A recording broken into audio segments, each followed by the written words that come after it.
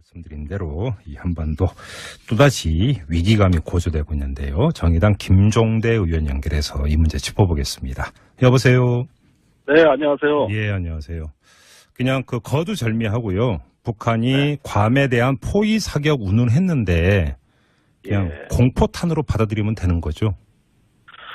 이게 말 대 말의 전쟁이지만은 그렇다고 해서 북한이 이번에 괌에다가 포위에 일제 사격을 하겠다는 말은 그렇게 아무렇게나 한 말은 아닙니다. 이게 상당히 제가 보기에는 여러 가지 정교한 고려가 이미 있다고 보는데. 그럼 무슨 말씀이세요?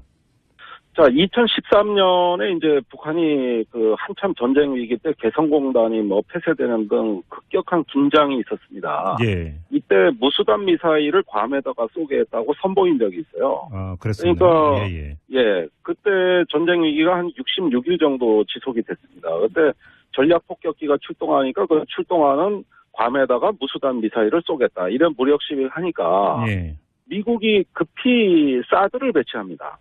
근데 그 사드에 괌에 배치된 사드 포대가 통상 6개 발사대가 아니고 단 2기밖에 배치가 돼 있지는 않아요. 소규모 사드 포대죠. 사드 배치라는 게 괌에 배치했다는 말씀이시죠? 그렇습니다. 괌에 70만 명의 미국 국민이 살고 무방비 상태인데 북한이 중거리 미사일을 쏜다 그러니까 괌 지사가 거의 기절할 지경이 돼가지고 당시 로버트 게이츠 국방장관한테 빨리 대책을 세워달라고 편지를 보내거든요. 그래서 들어온 게 사드입니다. 그런데 이게 완전히 한 개 포대가 아니라 2기 발사대 작은 섬이니까 이 정도면 되겠다 해서 현 상태로 유지가 되고 있습니다. 그런데 최근에 괌에서 전략 폭격기가 날아오니까 북한이 그러면 거기를 때리는데 과거와 같은 무수단 미사일이 아니고 화성 12호 같은 신형 미사일을 여러 발 발사해가지고 일제 사격이라고 하죠. 군사 용어로 TOT라고도 해요. 여러 발의 미사일을 한꺼번에 발사할 테니까 그 사드로 이걸 한번 막아봐라. 이렇게 응답을 하는 건데. 잠깐만요. 그러면 지금 괌에 배치된 사드는 발사대가 지금도 2기밖에 없습니까? 그렇습니다. 지금도 2기예요? 그게 답니다. 넓은 지역을 방어하는 게 아니니까 그 정도면 충분하다고 생각한 것 같아요. 그러면은 이 일제 사격을 그 정도 방어 능력으로 한번 막아봐라 이렇게 해가지고 북한이 응답을 한 것이죠. 이걸 2013년 상황하고 연결지어 보면 북한이 이제 사드로 방어하는 괌의 상황을 다 보고서 새로 내놓은 어떤 공세적인 말하면 일종의 장군인 셈이죠. 근데 2013년이고 지금은 2017년 아닙니까? 너무 떨어져 있는 얘기 아닙니까? 괌에 대한 직접적 타격 위협은 어떤 시간을 두고 계속 그것이 발전하고 상승하고 진화되어 오는 이런 상황이고 미국과 북한 간의 그 상호 위협의 상황을 보면은 장군 대 멍군 이런 식으로 상대방의 어떤 취약점을 공략하는 일종의 지략의 전쟁이라고 볼 수 있습니다. 또 말로 하는 하이브리드 전쟁이다. 실제 전쟁은 아니지만 가상 게임이 전쟁 게임이라는 걸 머릿속에 이미지로 가정해 놓고 그 미국의 어떤 취약점을 자유자재로 변화무쌍하게 공략하는 북한식의 지략이 나온 거예요. 간단히 얘기하면 실제로는 안 하겠죠. 그러니까 공포탄 맞네요. 말로만 쏘는. 자, 말이 언제 행동으로 변화되느냐. 이것은 말을 또 축적이 되다 보면은 자기 말에 대한 일종의 신뢰성, 책임성을 입증해야 되는 순간으로 내몰릴 수도 있는 거 아니겠어요? 지금 트럼프도 똑같은 문제인데 미국과 북한이 말의 수위를 높인다는 것도 사람들에게는 어느 정도 공포와 압박이 되는 상황이거든요. 그래서 말전쟁도 무섭습니다. 사람끼리도 원래 말싸움하다 주먹질로 발전하는 거 아닙니까? 그건 상상하기도 싫은데요. 자, 그러면 그 2013년에 북한이 괌을 향해서 무수단 미사일을 쏠 수도 있다고 위협을 하니까 미국이 부랴부랴 사드를 배치를 했다고 말씀을 하셨는데 그럼 이번에는 화성 12호라고 하는 미사일을 쏠 수도 있다. 그것도 여러 발을. 이러면 또 미국이 그럼 거기에 대해서 또 대응을 하고 나올까요, 그러면? 자, 그때 당시에는 이제 긴급히 대책을 세워가지고 그 미사일 방어 체계를 구축을 한 것이죠. 네. 그러면은 미국도 뭔가를 내놔야 되는 거예요. 그러니까요. 그게 뭘까요? 그러면. 자, 그러면은, 이것이 이제, 북한의 미사일 발사 이전에, 예. 그 징후만 포착해가지고 선제 타격하는 방안을 내놓는다. 예. 예, 또 어떤 더 강력한 미사일 방어 체계를 구축한다. 이것도 저것도 안 되면은, 예. 다른 위협을 가함으로써 이것을 상쇄시켜버린다든지. 이런 어떤 미국식의 또 형형색색의 어떤, 군사 패션이 나와야 되는 것이죠. 자, 그러면 이런 것들이 서로 기싸움이라고 하는 겁니다. 그러면 최근에 뭐 계속 이야기하는 선제 타격 가능성은 어떻게 보세요? 예, 선제 타격도 지금은 단순히 북한이 미사일 발사 징후를 포착해서 하는 선제 타격과 예. 그런 징후가 없어도 위협의 근원을 제거한다는 예방 타격 두 가지 이야기가 다 나온 것이죠. 예. 선제 타격은 국제법적으로 용인이 됩니다. 그런데 예방 타격은 국제법적으로 용인되지 않습니다. 그것은 불법이에요. 그래서 과거에 미국이 사담 후세인을 제거하기 위해 이라크를 침공한 거는 예방 공격입니다. 그래서 유엔 결의 없이 혼자 들어갈 수밖에 없었던 것이죠. 미국 혼자서. 자, 이런데 과연 그러면은 미국이 선제 타격과 예방 공격 중에 어떤 군사적 옵션을 택할 수 있다고 보느냐는 질문에 최근에 미국의 맥마스터 백악관 안보보좌관은 둘 다라고 대답한 것이죠. 그래서 북한에 대한 어떤 군사적 옵션도 다 구사할 수 있다. 이렇게 의지 표시를 한 것이고 또 트럼프 대통령이 그 그레이엄 상원 의원한테 전쟁 불사 발언을 한 것이 언론에 보도가 된 겁니다. 그리고 바로 이제 휴가 여행을 떠나던 트럼프가 어제죠 북한의 분노와 화염에 휩싸이게 될 것이다. 이런 전쟁을 암시하는 발언을 또 한 거죠. 자, 근데 좀 제가 여쭤보는 건 그게 예방 타격이든 선제 타격이든 미국이 실제로 행할 의지가 있느냐의 문제가 하나가 있을 거고요. 실제로 할 것이냐라고는 문제가 있고 또 한 가지는 가능성 할 수 있느냐라고는 문제가 있지 않습니까? 네. 지금으로서 미국이 북한을 타격해서 김정은 정권을 제거하는 것은 현실적이지 않다고 또 말하고 있습니다. 사실 그렇습니다. 그것은 너무나 엄청난 위험을 수반하기 때문에 바로 군사적 조치로 들어갈 가능성은 희박하다. 이런데 계속 어떤 레토릭으로는 그럼에도 불구하고 나는 밀리지 않겠다는 의지를 또 보여주고 있거든요. 그렇다면 이런 것들이 어떻게 정책이 결정되고 조정되는가가 지금 미국 상황이 굉장히 불안정한 것이죠. 굉장히 충동적이고 감정적인 언사로 나왔기 때문에 이 진위를 짐작하기는 어렵지만 한 가지 분명한 건 트럼프가 이렇게 내가 위신이 꺾이고 김정은 같은 존재한테 밀리거나 어떤 양보하는 모습을 취할 일은 절대 없다. 설령 전쟁을 불사하는 한이 있더라도 이런 식의 논리 구조를 갖고 있는 것 같아요. 이것이 실제 전쟁으로 이어지냐? 전 그렇게 보진 않습니다. 그러나 잘 관리해야지 잘못 관리했을 때는 원치 않는 전쟁도 있을 수 있는 거니까 그런 점에서는 각자 지도자의 자기 위신만 생각하다가는 본인들이 통제할 수 없는 위기로 끌려갈 수도 있는 거니까 그런 점에서는 미국의 트럼프 대통령의 언사는 다소 좀 지나쳤다. 이것은 미국 내에서도 상당히 비판을 받고 있는 거죠. 알겠습니다. 그리고 조금 전에 이제 그 청와대발 뉴스가 나왔는데요. 우리 청와대에서는 뭐 한반도 안전 큰 틀에서 뭐 큰 문제는 없다라는 취지의 멘트가 나온 것으로 지금 보도가 되고 있는 건데요. 지금 청와대 인식도 그렇게 지금 되고 있는 것 같습니다. 이거에 대해서 너무 민감하고 예민하게 반응할 필요는 없을 것 같다. 뭐 이렇게 정리를 해도 되겠죠, 의원님? 실제 전쟁의 어떤 그 공포에 우리가 젖을 이유는 없습니다만. 이 말싸움이라는 것도 얼마나 스트레스입니까? 그럼요, 말폭탄이라는 것도 실제 그 주먹질 못지않게 스트레스 주는 거거든요. 그런 점에서 이 역시도 조금 냉정하고 차분하게 생산적인 대화의 분위기로 바뀌어야 된다고 저희는 보고 있습니다. 알겠습니다. 자, 말씀 여기까지 듣도록 하죠. 고맙습니다, 의원님. 감사합니다. 저는 GH입니다. 그 팬들 중에 난동꾼이 많은가 봐. 그렇죠. 예, 저를 사랑하는 지지자들 일부가 재판정 바깥에서 조금 소란을 조금이 아니던데, 조금이. 아, 그럼 많이 소란을 피운 걸로. 그랬다니까. 예. 특검장한테 막 물병 던지고 막 욕하고 막. 게다가 기자들을 막 폭행해가지고. 그뿐만이 아니야. 현장에 있던 반도체 직업병 피해자들한테도 뭐 5만 가지 막말, 욕설 막 아우. 아휴, 도를 넘었지. 도를 많이 넘었구나. 그 아프고 힘든 피해자들한테까지 막 그렇게 막 하는 걸 보면은 야 정말 그 하늘 무서운 걸 모르나. 천벌 두렵지 않나 천벌? 너무해. 우리 지지자들도 지금 혼이 많이 아파요. 혼나야 되겠네. 수사 의뢰했대잖아 그래서. 아. 난동 부린 사람들 정식으로 수사 의뢰했고 엄정하게 수사할 거래 이거. 모든 수사는 엄정해야지. 그렇지.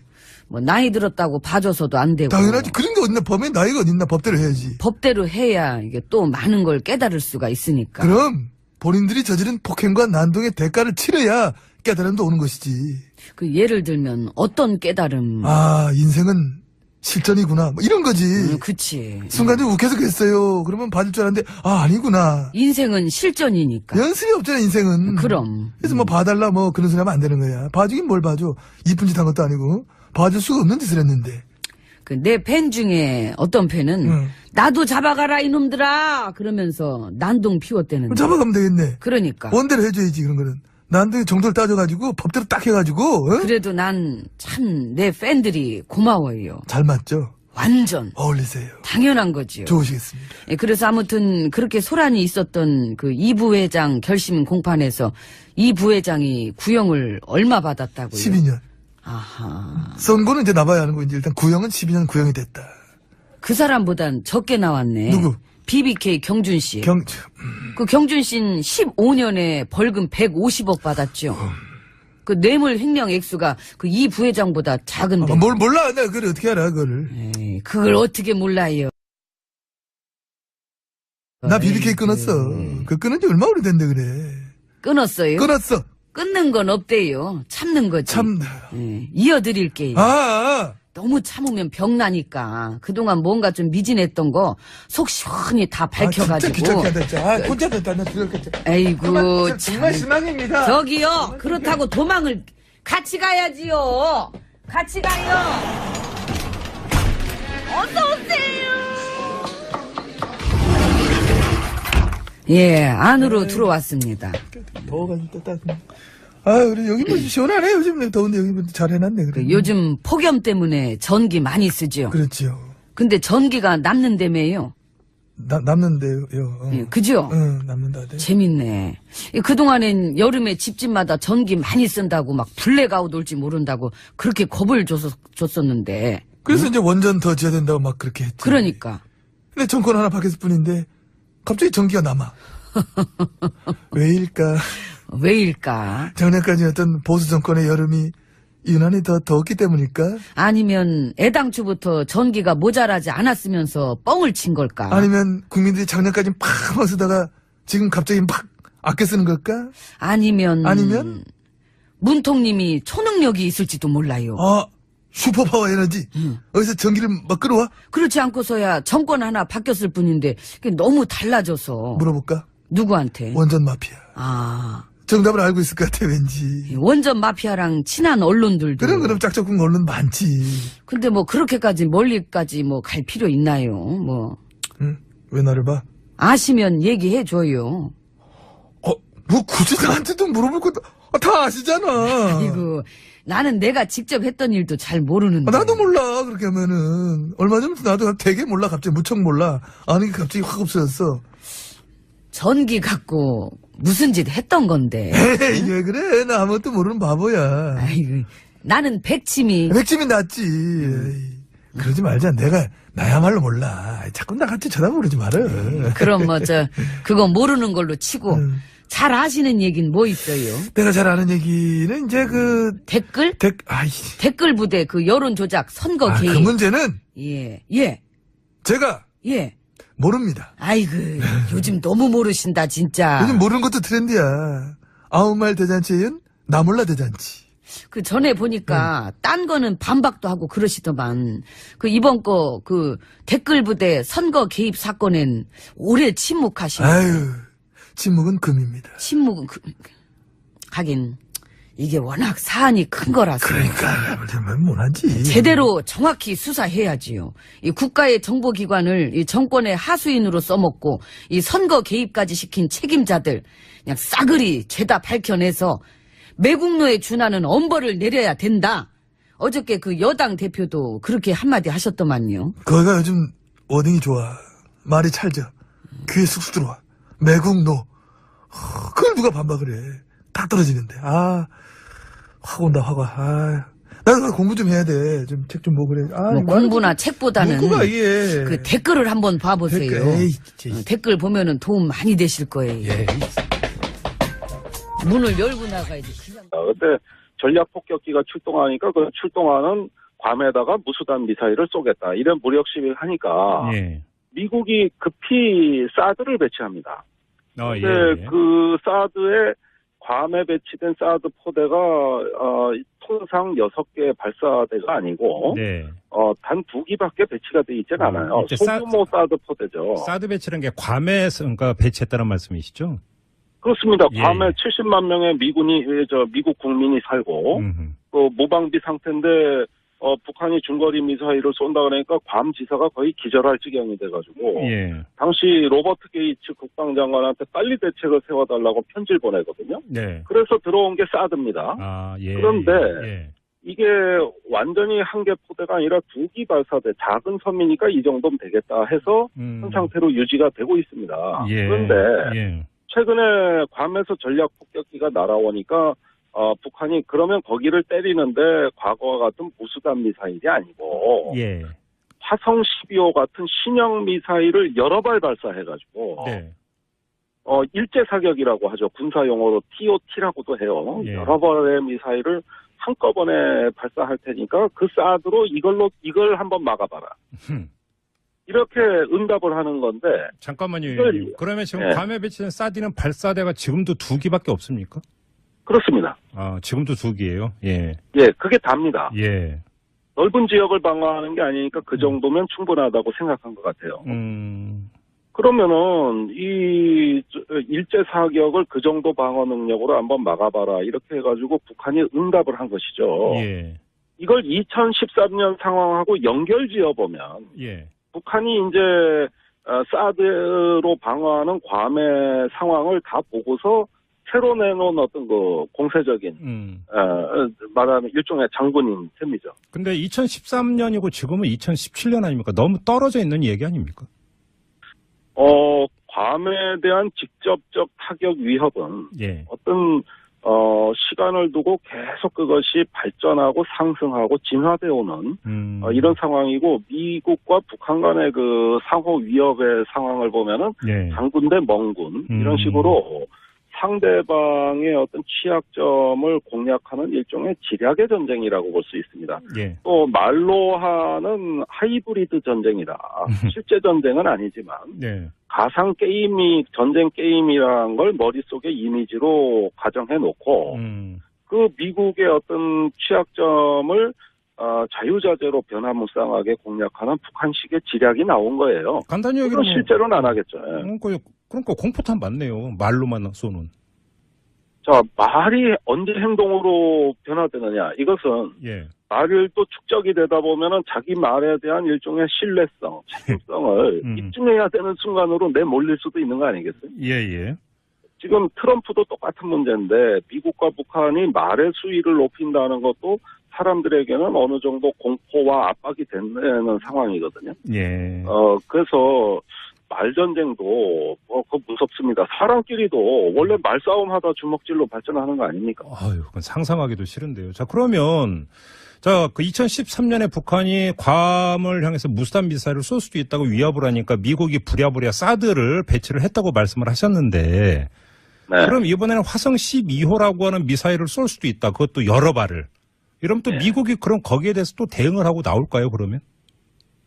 자, 그때 당시에는 이제 긴급히 대책을 세워가지고 그 미사일 방어 체계를 구축을 한 것이죠. 네. 그러면은 미국도 뭔가를 내놔요. 말씀드린 대로 이 한반도 또다시 위기감이 고조되고 있는데요. 정의당 김종대 의원 연결해서 이 문제 짚어보겠습니다. 여보세요.